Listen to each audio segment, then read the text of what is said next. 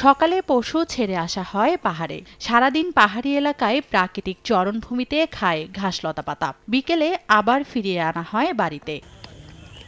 শেরপুরে শ্রীবদ্দী, ঝিনাইগাতী ও নলিতাবাড়ী উপজেলার সীমান্তবর্তী গারো পাহাড়ে সারা বছর পশু পালন করা হয় উন্মুক্তভাবে। সীমান্ত জুড়ে প্রায় ৪,০০০ পরিবার ৩৫,০০০-এর বেশি পশু প্রস্তুত করেছেন কোরবানি ঈদে বিক্রির জন্য।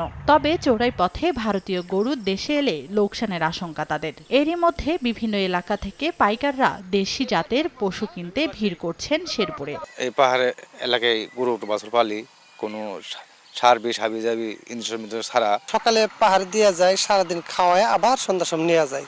আর কোরবানির জন্য যে আমরা গরুটা পালি সেগুলো মাংস খুব স্বাদ লাগে, তার জন্য এগুলো চাহিদা বেশি। কিন্তু হঠাৎ করে যদি ইন্ডিয়ান এলচি গরুগুলা বাংলাদেশে ঢুকে তখন আমরা এই বাজার মূল্যটা আর পাই না। পাহাড়ের পরিবেশে প্রাকৃতিক উপায়ে পালন করা পশুর মাংস নিরাপদ ও স্বাস্থ্যসম্মত বলে জানিয়েছেন প্রাণী সম্পদ বিভাগ। ঝিনাইগাতী সীমান্তবর্তী অঞ্চলের এই দেশি গরুর সারগুলোর আরো চাহিদা বেশি থাকে।